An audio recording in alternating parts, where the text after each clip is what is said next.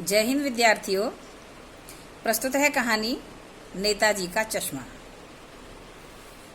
स्वयं प्रकाश द्वारा लिखित इस कहानी में हवलदार साहब 15 दिन के बाद कस्बे में चक्कर लगाते थे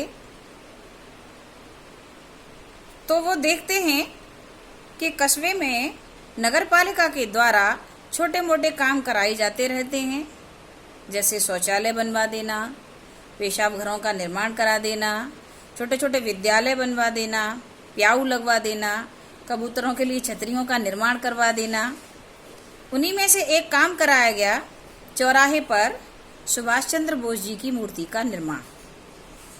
क्योंकि नगरपालिका के पास समय की कमी रही होगी या बजट की कमी रही होगी, इस वजह से उस मूर्ति का निर्माण उन्होंने किसी निपुण व्यक्ति से न करा के उसी कस्बे के ड्राइंग मास्टर से कराया।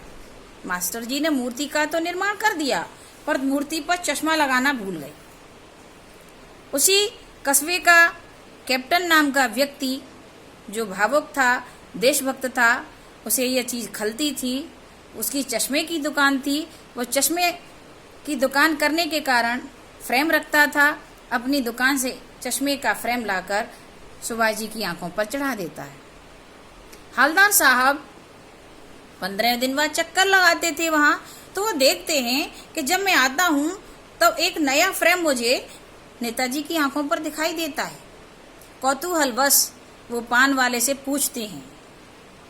पान वाला मोटा, काला, थोंद हिलाता हुआ, खी खी खी खी करता हुआ, पान थूकता हुआ, लाल लाल दांतों वाला, वो बताता है कि कैप्टन ही इस चश्मे को बदलता है।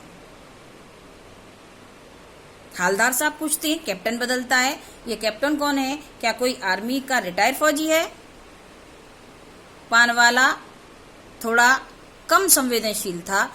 उसने मजाक बनाते हुए कहा, दांत दिखाते हुए, वो लंगड़ा क्या जाएगा फौज में। हवलदार साहब को आघात लगता है। वो सोचने लगते हैं, कैसी हो गई है ये पीढ़ी। आज लोग देशभक्तों का सम्मान नहीं करते।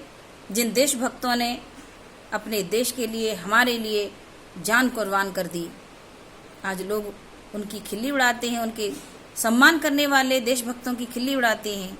इस पीढ़ी का क्या होगा जो अपनी स्वार्थ के लिए अपनी मातृभूमि को भी बेच सकती है। पान लेकर हवलदार साहब चले जाते हैं। हर 15वें दिन उनका यही क्रम रहता है। हर 15वें दिन देखते हैं कि नेताजी का चश्मा बदला हुआ है। लेकिन अगली बार जब वो आते हैं तो देखते हैं कि नेताजी की आंखों पर चश्मा नहीं था। हवलदार साहब पान वाले से फिर पूछते हैं, इस बार नेताजी की आंखों पर चश्मा दिखाई नहीं दे रहा, क्या बात है? पान वाला थोड़ा भावुक हो जाता है, क्योंकि मृत्यु एक ऐसी सच्चाई है जो हर किसी का ध्यान अपनी ओर आकर्षित करती है। पान वाला हवलदार साहब से कहता है, जब कैप्टन ही नहीं रहा तो चश्मा कौन लगाएगा? हवलदार साहब को झटका लगता है, आघात लगता है। वो सोचते हैं, अब नेताजी की आंखों पर चश्मा कौन लगाएगा? पान लेकर चले जाते हैं।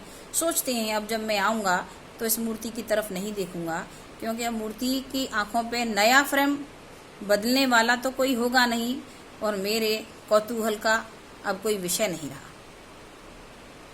लेकिन अगले 15वें दिन बाद जब वो आते हैं तो वो सोचते हैं कि अब इस बार मैं मूर्ति की तरफ देखूंगा ही नहीं। बरबस उनकी आंखें मूर्ति की तरफ चली जाती हैं। देखते हैं मूर्ति की आंखों पर सरकंडे का चश्मा लगा है। बच्चों ने सरकंडे का चश्मा बनाकर नेताजी की आंखों पर चढ़ा दिया था। हवलदार साहब भावुक हो जाते हैं और सोचते हैं कि ये भारत भूमि कभी वीरों से, कभी देशभक्तों से खाली नहीं हो सकती है। आज भी भारत में कैप्टन नहीं तो क्या, कैप्टन जैसे देशभक्त पैदा होते रहेंगे। उन बच्चों में उन्हें देशभक्ति की आशा की किरण दिखाई देती है। कहानी यहीं खत्म हो जाती है। जय हिंद।